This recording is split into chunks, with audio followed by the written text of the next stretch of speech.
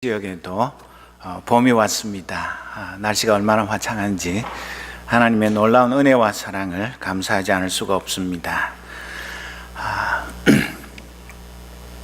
1987년 고 이병철 삼성회장이 폐암 말기에 투병을 하면서 천주교의 정희채 신부님에게 24가지 질문을 던졌습니다. 그는 안타깝게도 그 질문에 대한 답변을 듣지 못한 채 세상을 떠났습니다. 안타까운 일입니다. 원래는 40가지가 넘는 질문이 있었는데 압축해서 24가지로 정리를 했다고 합니다. 그런데 그 질문 이후에 24년 후에 차동엽 신부가 잊혀진 질문이라는 책을 내어서 그 이병철 회장이 질문했던 24가지에 대해서 답변하는 그런 책을 2011년 말에 출판을 했습니다.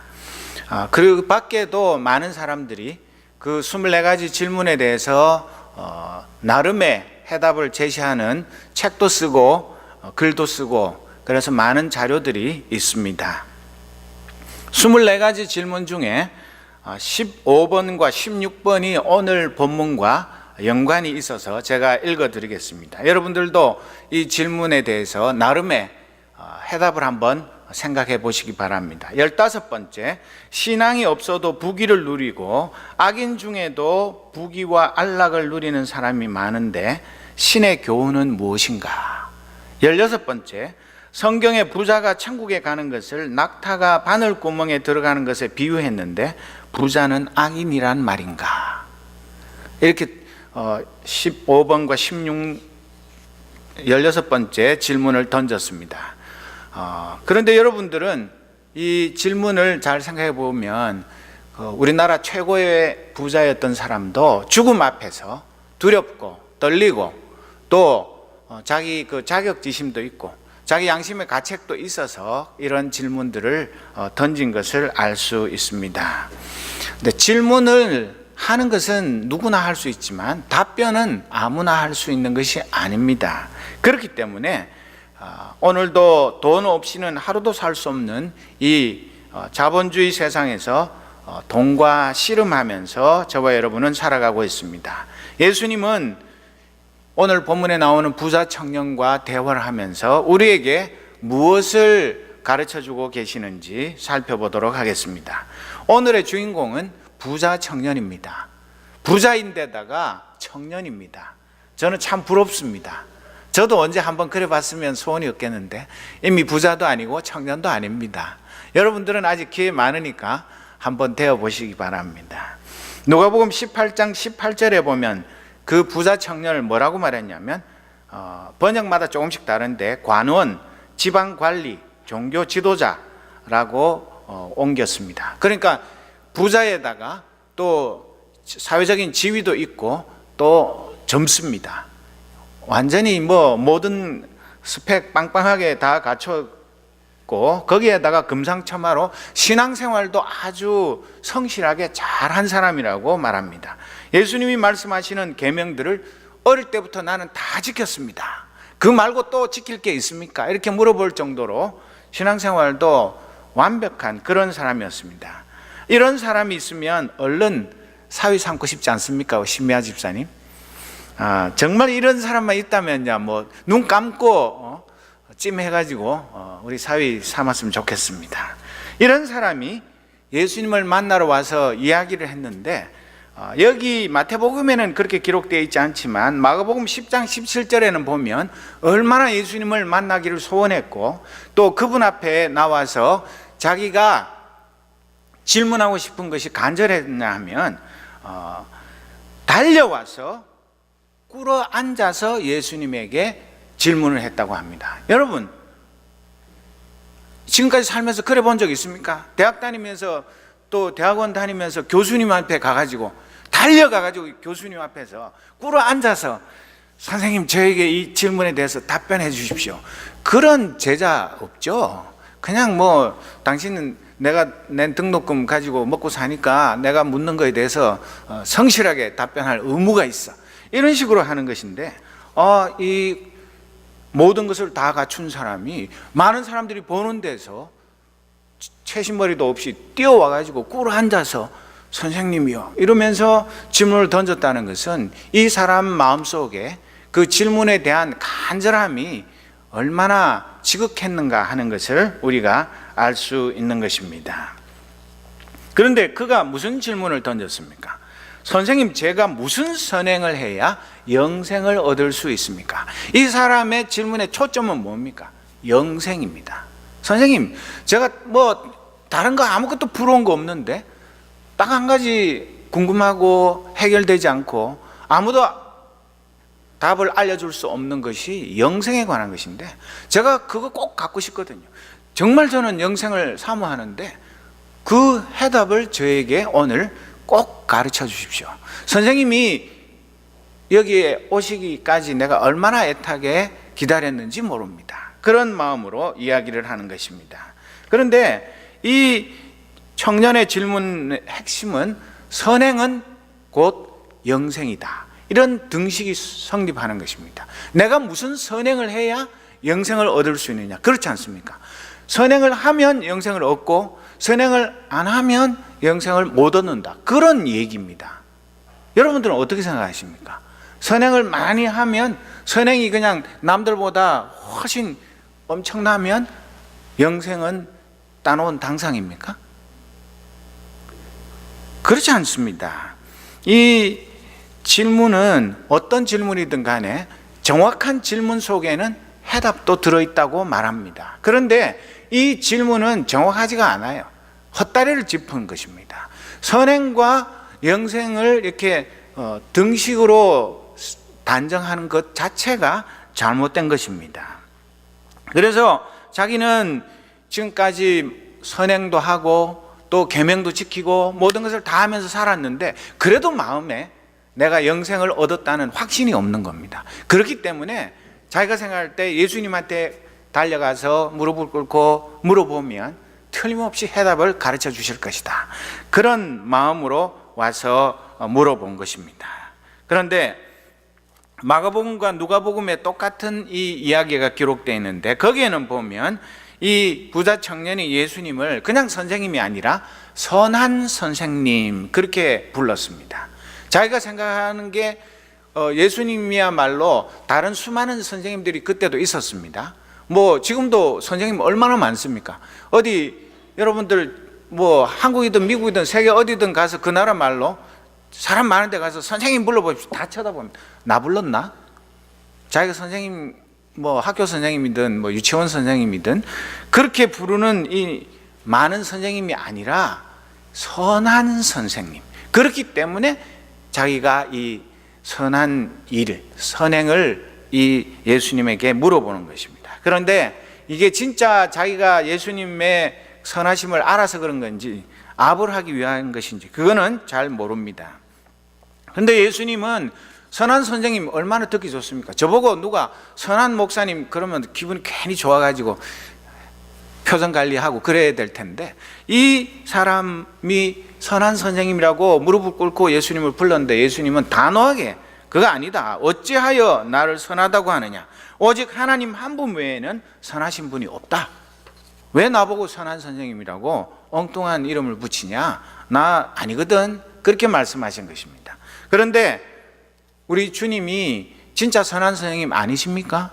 맞죠. 이 세상에 어떤 사람과 비교할 수 없는 진짜로 선한 선생님이 맞습니다. 그런데 이 예수님께서 그에게 무슨 선행을 얼마나 더 해야 영생을 얻을 수 있는가 그렇게 물어보는데 예수님의 대답이 무엇입니까? 예수님은 영생은 계명을 지키는 것이다.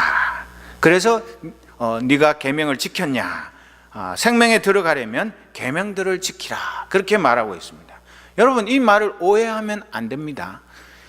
예수님이 말씀하신 것은 부자 청년은 선행과 영생을 등식으로 생각했지만 예수님은 계명 지키는 것이 영생과 같은 것이다, 그렇게 얼핏 보면 그런 얘기지만 계명 지키는 것 자체가 영생으로 들어가는 열쇠다, 그것은 아닙니다. 그것은 더 깊이 들어가서 생각을 해보면 왜 계명을 지키느냐 하면 내가 영생을 얻기 위한 방편으로, 그 수단으로 계명을 지키는 것이 아니라 내가 죄인이고 예수 그리스도의 십자가의 보혈로 거듭나서 하나님의 자녀가 된 기쁨 속에서 내가 구원받은 하나님의 백성이기 때문에 당연히 하나님의 자녀로서 하나님의 뜻을 이루어 드리는 그 계명을 지키는 그 열매이지, 그 영생을 얻기 위한 수단으로 계명을 지키는 것은 결코 아닌 것입니다. 그래서 그 계명의 종류를 예수님이 이 청년이 하도 자신 있게 나는 뭐 그런 거 어릴 때부터 다 지켰거든요. 그거 말고 내가 뭘 더 지켜야 됩니까? 이렇게 한술 더 뜨니까 그 전에 살인하지 마라, 간음하지 말라, 도둑질하지 말라, 거짓말하지 마라, 내 부모를 공경하라, 그리고 내 자신을 사랑하든 내 이웃을 사랑하라. 어디서 많이 듣던 얘기죠. 무슨 어디에 나오는 얘기입니까? 십계명입니다. 예수님이 하신 말씀은 십계명을 그대로 다 얘기한 건 아니지만 십계명을 네가 잘 지키면 네가 생명에 들어갈 수 있다, 그렇게 말씀하신 것인데, 십계명은 예수님이 마태복음 22장 37절에서 40절에 말씀하셨듯이 크게 두 가지로 요약하면 무엇입니까? 한 가지는 하나님 사랑, 또 한 가지는 이웃 사랑. 이 두 가지가 십계명 그 모든 것, 십계명 말고도 이스라엘 백성들이 지키려고 애쓰는 600가지가 넘는 그 모든 계명을 요약하면 하나님 사랑과 이웃 사랑, 이 두 가지뿐입니다. 그 안에 모든 것이 다 포함이 되어 있는 것입니다. 그런데 여러분, 나는 십계명 날마다 다 지키면서 산다고 자신 있게 말할 수 있는 사람 있으면 손 한번 들어보십시오. 나는 그런 것쯤이야 어릴 때부터 다 지켰어, 하나도 어긴 적이 없어. 그런 분 있습니까? 저는 다 지켰을 것 같습니까? 어림도 없습니다. 다 지키다니요.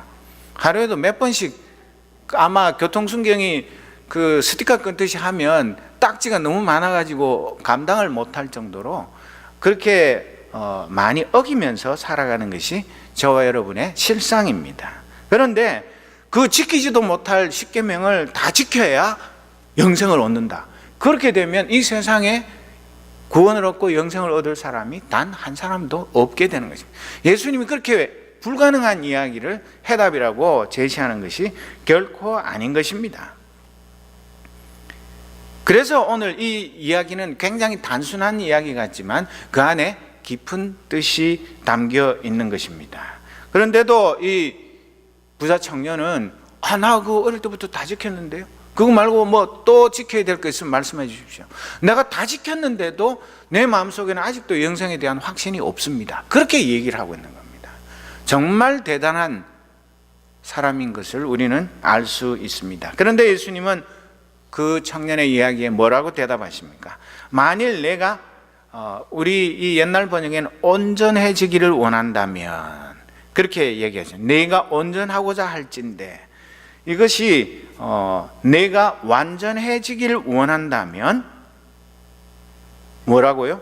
가서 내가 가진 것을 다 팔아 가난한 사람에게 나누어 주거라. 그러면 하늘에서 보물을 얻게 될 것이다. 그런 후에 와서 나를 따르라. 참 간단하고 하나도 어렵지 않은 해답입니다.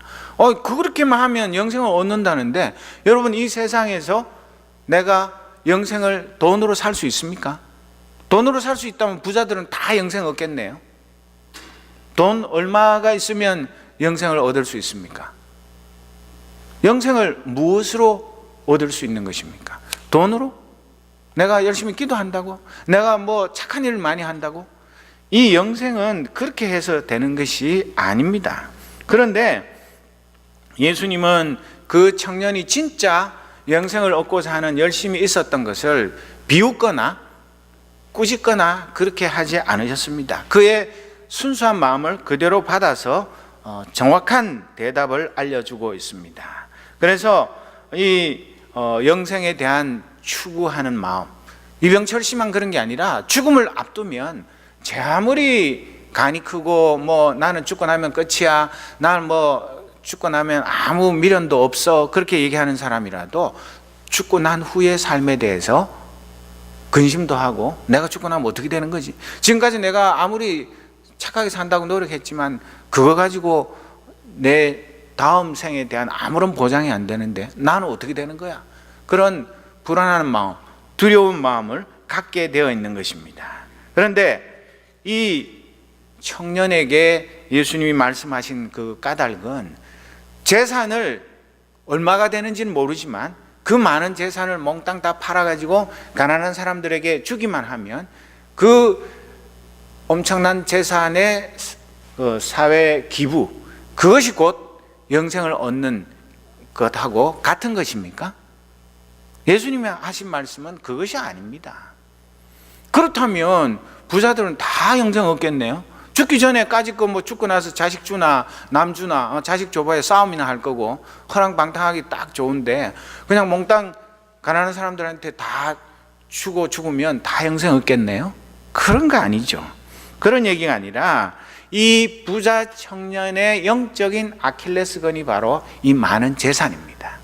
자기가 누가 보더라도 칭찬할 만하고 존경할 만하고 아무 흠이 없는 그런 거의 완벽한 사람이었지만 종교적으로나 또 사회적으로나 또 도덕적으로나 어디 흠잡을 데 없는 사람이었지만, 그리고 뭐 자기가 어떻게 재산을 모았는지 모르지만 젊은 청년이 그렇게 많은 돈을 벌었다면 요즘 같은 IT 부자 이런 거 주식 부자 아닌 다음에야 부모님에게 많은 돈을 물려받았을지도 모르고 또 자기가 열심히 벌어서 부자가 됐는지 모르지만 그 많은 재산이 그 청년이 영생을 얻는 그 길에 장애물이요, 그 청년의 발목을 잡는 그런 것을 예수님이 정확하게 아시고 네 많은 재산을 다 팔아서 반도 아니고 10분의 1도 아니고 몽땅 다 팔아가지고 가난한 사람들에게 주고 그렇게 되면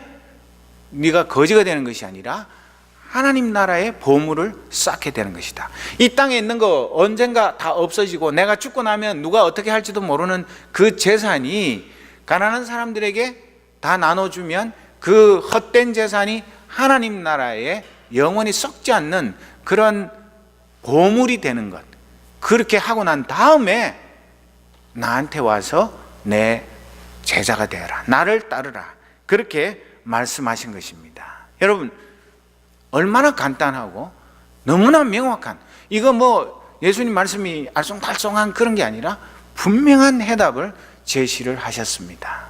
그런데도 왜 그 청년이 그 뒤에 보면 그 말씀대로 이제 알았습니다. 내가 그걸 여태까지 몰라가지고 헤매고 있었는데 예수님이 나에게 영생의 길을 정말 잘 가르쳐 주셨기 때문에 당장 집에 가서 집 팔고 땅 팔고 뭐 동산 부동산 다 처분해가지고 가난한 사람 몽땅 다 주고 그냥 내 입은 옷만 입고 와서 예수님의 제자가 되겠습니다. 그렇게 말했으면 얼마나 좋겠습니까? 그런데 이 청년은 슬퍼하면서 근심하면서 차라리 몰랐으면 좋을 텐데 괜히 알아가지고 지키지도 못할 거 근심하며 돌아갔다고 성경은 기록하고 있습니다. 여러분, 오죽 부자가 구원 얻는 게 어려우면 예수님께서 우리가 잘 아는 말씀대로 부자가 하나님 나라에 들어가는 것보다 낙타를 급히 몰아서 바늘길을 통과하는 것이 더 쉽다, 예수님께서 친히 그렇게 말씀하셨겠습니까? 그 말은 모든 부자는 다 도둑놈이고 모든 부자는 다 악인이다, 그렇게 말하는 것 아닙니다. 부 그 자체는 선도 악도 아닙니다. 그러나 그 부 때문에 그 재산에 발목 잡혀가지고 그거 지키느라고 끙끙거리면서 살면 참다운 하나님의 자녀로 결코 살아갈 수 없고 그 돈의 노예로 그냥 돈 하다가 돈 인생을 살다가 끝나기 때문에 그것을 청산하라고 말하는 것입니다. 이 하나님의 말씀을 오해해가지고 많은 부자들이 내가 얼마나 열심히 성실하게 일해서 벌었고 지금도 얼마나 많은 가난한 사람들 끊임없이 나눠주고 사는데 왜 나보고 도둑놈이라고 손가락질하고 그렇게 하느냐, 나는 왜 천국에 못 들어가는데, 그렇게 도둑놈 재발절인 그런 쓸데없는 생각들을 할 필요가 전혀 없는 것입니다. 이 청년은 그 재산이 말은 그렇게 하지 않고 모든 면에서 다 훌륭한 것 같지만은 그 재산이 하나님입니다. 그 재산이 우상인 것입니다. 나는 그 많은 재산 없으니까 천국 가기 쉽겠네. 그렇지가 않습니다. 모든 사람에게는 이 영생의 길에 방해가 되는 결정적인 아킬레스건들이 다 하나씩은 있게 마련입니다. 그렇지 않다면 가난한 사람 다 그냥 자동으로 천국 들어가고 영생 얻겠네요? 그렇지 않은 것입니다. 그래서 어떤 사람에게는 명예가, 어떤 사람에게는 학문이, 어떤 사람에게는 자식이, 어떤 사람에게는 쾌락이 이 우상이 되어서 그것 하나 정리를 못하기 때문에 이 세상의 미련을 가지고 거기에 발목 잡혀서 그것의 노예가 되어서 영생은 얻고는 싶은데 이것을 놓지 못하기 때문에 예수님의 제자가 될 수도 없고 영원한 생명에 들어가지 못하고 허덕거리며 살면서 내가 왜 이렇게 사는가, 죽을 때에도 후회하면서 이 세상을 떠나는 사람들이 너무나 많은 것입니다. 여러분, 쉬운 예수, 편한 기독교는 가짜입니다. 그냥 예수 믿으면 구원 얻고 사업 잘 되고 몸 건강하고 사고 안 나고 만사형통이다, 그렇게 외치는 사람이 있다면 그거는 완전히 사기꾼입니다. 어떻게 예수님이 한 번도 그런 얘기 하신 적이 없는데 여러분들 지금까지 신앙생활을 오면서 내가 예수 믿고 난 다음에 하는 일마다 전부 다 잘 됐습니까? 애들이 감기 한 번 안 걸리고 자빠져서 어디 다치지도 않고 교통사고 한 번 안 나고 시험 치면 전부 다 100점 받고 모든 일이 다 잘 됐습니까? 그러기 위해서 예수 믿습니까? 그렇지 않습니다. 세상의 모든 것들 다 가지고 예수님의 제자가 되는 길은 전혀 없는 것입니다. 이 청년은 자기가 영생을 그토록 얻고 싶어 했음에도 불구하고 예수님이 해답을 가르쳐 주셨음에도 불구하고 알면서도 그 많은 재산과 영생을 바꾸지 못하고 영생보다는 재산을 택한 어리석은 부자가 되고 만 것입니다. 마태복음 6장 24절에 보면 아무도 두 주인을 섬기지 못한다. 한쪽을 미워하고 다른 쪽을 사랑하든지 한쪽을 귀중히 여기고 다른 쪽을 업신 여길 것이다. 너희는 하나님과 재물을 같이 섬길 수 없다. 그렇게 분명히 말씀하셨습니다. 여기 말하는 재물이 만몬인데, 만몬이라는 것은 우리나라 말로 번역하면 물신이라고 번역합니다. 이 재물을 비롯한 이 세상의 어떤 물건이 신이 되어서 그것이 나를 지배하고 그것이 나를 다스리는 것, 그것이 이 만몬입니다. 단지 돈만 의미하는 것이 아니라 이 돈이 마물이 되어가지고 사람들의 영혼까지 빼앗는 그런 것들을 말하는 것입니다. 그렇기 때문에 하나님도 섬기고 이 만몬도 섬기는 이 두 가지를 다 숭배할 수 있는 그런 삶은 없다고 말하고 있는 것입니다. 또 예수님께서 말씀하신 대로 가서 내가 가진 것을 다 팔아 가난한 사람들에게 나누어 주거라. 그러면 하늘에서 보물을 얻게 될 것이다. 그렇게 말씀하신 것은 예수님이 산상설교할 때에 마태복음 6장 20절에도 보면 그러므로 너희의 재물을 하늘에 쌓아두어라. 하늘에서는 조미 먹거나 녹슬지 않으며 도둑이 들어와 훔쳐가지도 못할 것이다. 내 재물이 있는 곳에 내 마음도 있다. 그렇게 말씀하셨습니다. 이 말씀을 악용해서 많은 사이비 부흥사들은 그거 봐라, 예수님이 이렇게 말씀하셨으니까 집에 은행 금고에 어디 그 땅 처박아 놓지 말고 다 팔아가지고 교회에다 바쳐라. 그러면 너희들이 복 받는다. 그게 하늘에 보물을 쌓는 일이다. 그렇게 해가지고 많은 헌금을 하면 그걸 자기가 멋대로 써서 온 세상 사람들에게 욕을 얻어먹는 그런 일들이 지금도 벌어지고 있는데, 그것은 성경을 왜곡한 것이고 또 많은 사람들이 그런 것 때문에 기독교를 욕하고 있습니다. 결코 이 말씀은 교회에 재산 다 팔아다가 헌금해라 그런 이야기가 아닙니다. 하나님 나라를 위해서 인색하지 않고 때와 기회가 되었을 때 아낌없이 쓰라는 그런 뜻입니다. 땅에 있다가 없어질 재물을 영원한 하늘나라의 보물로 바꾸는 지혜로운 투자자가 되라는 것입니다. 이것만큼 수지 맞는 투자가 없습니다. 이 세상에 현물 투자, 선물 투자 이런 거 잘해가지고 엄청난 부자가 되는 사람들도 많이 있지만 그게 영원한 것 아니지 않습니까? 그리고 그렇게 많이 버는 거 다 쓰고 가는 사람이 이 세상에 어디 있습니까? 그러나 우리의 적은 재산이라 할지라도 하나님 나라의 일을 위해서 사용하면 그것은 영원히 없어지지 않는 하나님 나라의 보물이 된다는 그런 말씀을 하고 계시는 것입니다. 그리고 이 부자 청년에게 하신 말씀은 영생의 첫걸음이 예수님의 제자가 되는데 방해가 되는 무엇이든지 다 벗어버리고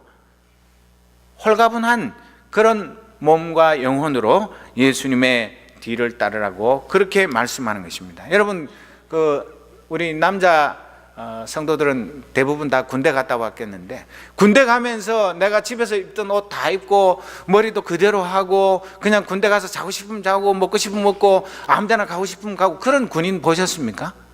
그런 군인은 없습니다. 아무리 엉터리 군대라 할지라도 군대에 갈 때는 머리도 깎고 내가 가지고 있던 이 세상의 소위 사제품은 다 모아서 집으로 보내고 군대에서 주는 것으로 다 갈아입고 군대의 그 모든 말, 행동, 밥 먹는 거, 잠자는 거 전부 다 시키는 대로 해야 합니다. 하물며 예수님의 제자가 되는 일에 그냥 이 세상에서 내가 지금까지 예수님 만나기 전에 살던 것과 똑같이 내 욕심 다 부리고 내 하고 싶은 대로 다 하면서 예수님의 제자가 될 수는 없는 것입니다. 어둠의 자녀에서 빛의 자녀로 신분의 변화가 저절로 일어나는 것이 아닙니다. 예수님이 마태복음 16장 24절에 보면 뭐라고 말씀하셨습니까?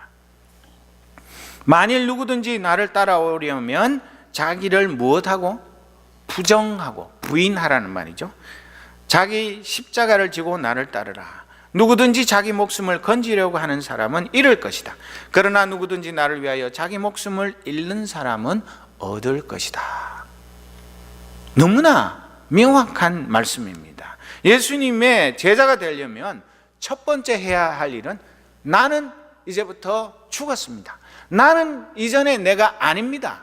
나는 예수님의 소유입니다. 나는 이제부터 내 생각대로 사는 것이 아니라 예수님의 생각대로, 예수님의 삶의 방식대로 살겠습니다.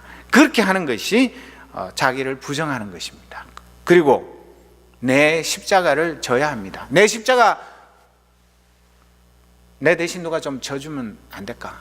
그래가지고 짐꾼 고용하듯이 심부름센터 사람 불러가지고 내 십자가 대신 좀 져줘. 나는 좀 맨몸으로 그렇게 예수 믿고 싶어. 그럴 수가 없는 것입니다. 그래서 자기를 전면 부인하지 않고는 자기 십자가를 질 수 없습니다. 자기 십자가를 제대로 진 사람은 자기를 완전히 부인한 사람입니다. 이것이 영생의 비결인 것입니다. 그래야만 바울 사도의 고백이 내 고백이 됩니다. 갈라디아서 2장 20절 우리가 너무나 잘 아는 말씀, 이 새로운 번역으로 한번 읽어보겠습니다. 시작. 나는 그리스도와 함께 십자가에서 죽었습니다. 이제는 내가 사는 것이 아니라 내 안에 계신 그리스도께서 사시는 것입니다. 내가 지금 내 몸 안에 사는 것은 나를 사랑하셔서 나를 구하시려고 자기 몸을 바치신 하나님을 믿는 믿음으로 사는 것입니다.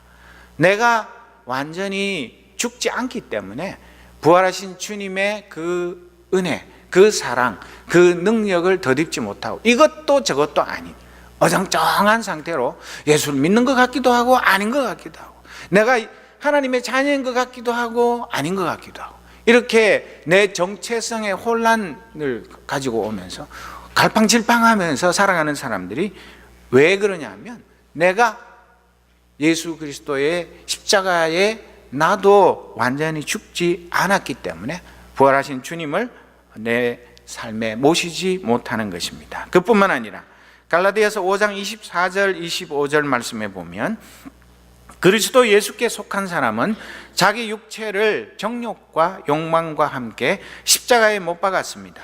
우리가 성령으로 새 생명을 얻었으므로 성령을 따라 살아야 합니다. 26절, 그리고 교만하지 말고 서로 다투거나 시기하지 말아야 합니다. 그렇게 가르치고 있습니다. 우리는 내 마음대로, 내 뜻대로, 내가 원해서, 내가 시험 쳐서 자격증 얻어서 구원 얻은 것이 아니라 성령님께서 우리에게 새 생명을 선물로 주셨기 때문에 성령 따라서 살아야 하는 하나님의 백성입니다.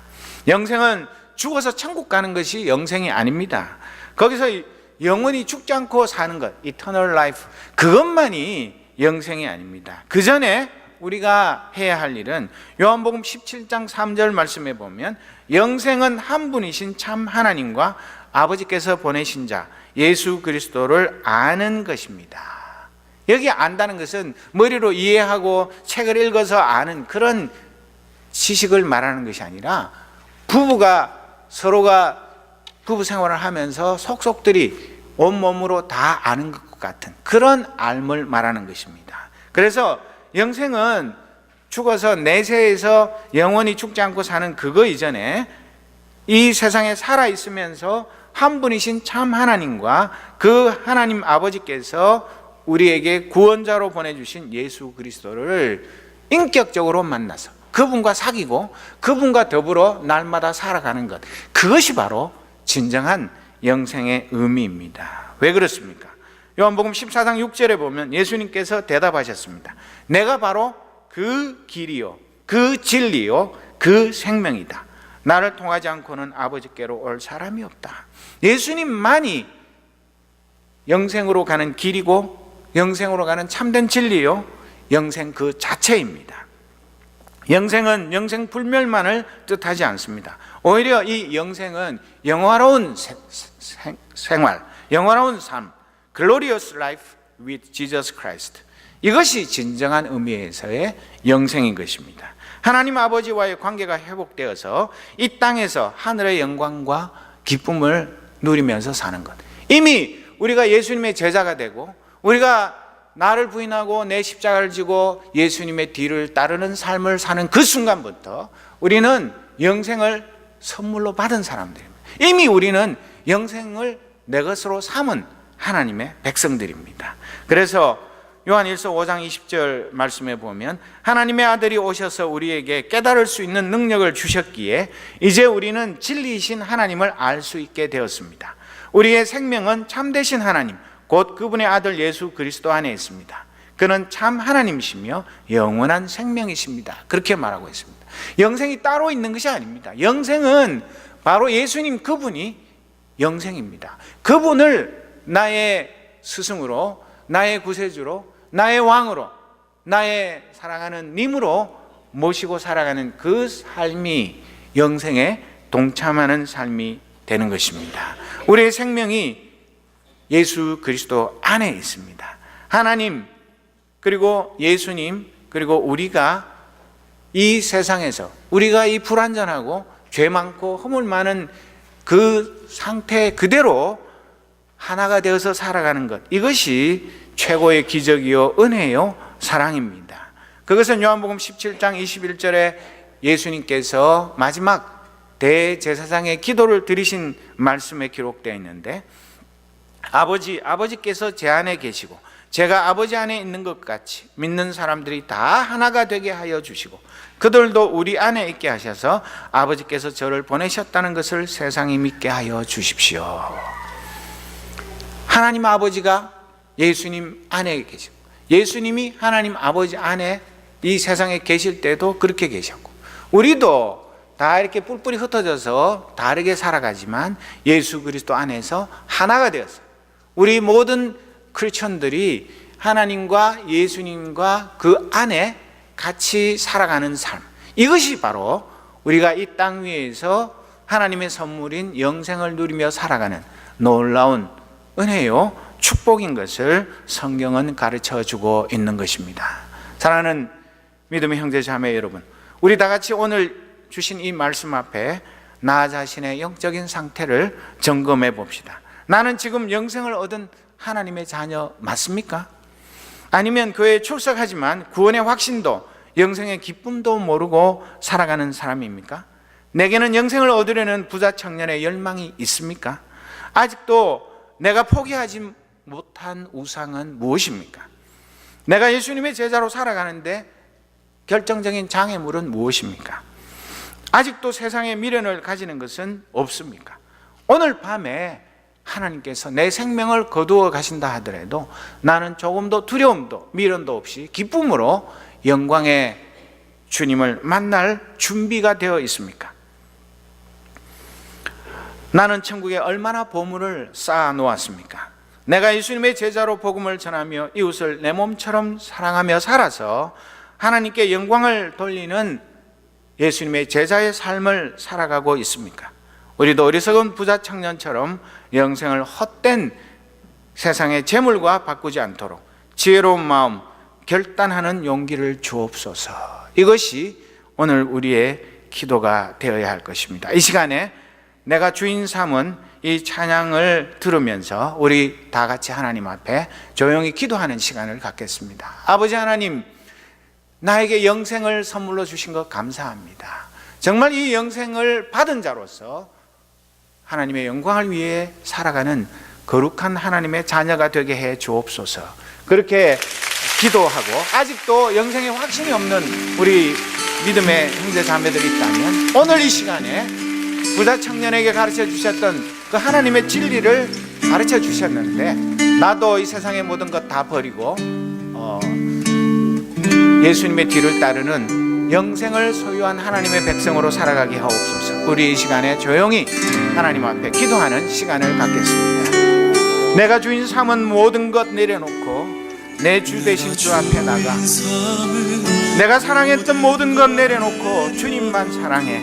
우리가 입술로 찬양하는 것 아니고 정말 내가 영생을 소유한 자인데 이 세상의 것 하고 영생을 바꾸는 어리석은 삶을 사는 것은 아닌지 하나님 아버지, 나의 진실한 모습을 깨닫게 하여 주옵소서. 아직도 결단하지 못하고 미적거리고 두 가지를 다 가지려고 하는 이 미련한 나 자신을 용서하시고 오늘 이 시간에 결단할 수 있는 은혜를 베풀어 주옵소서.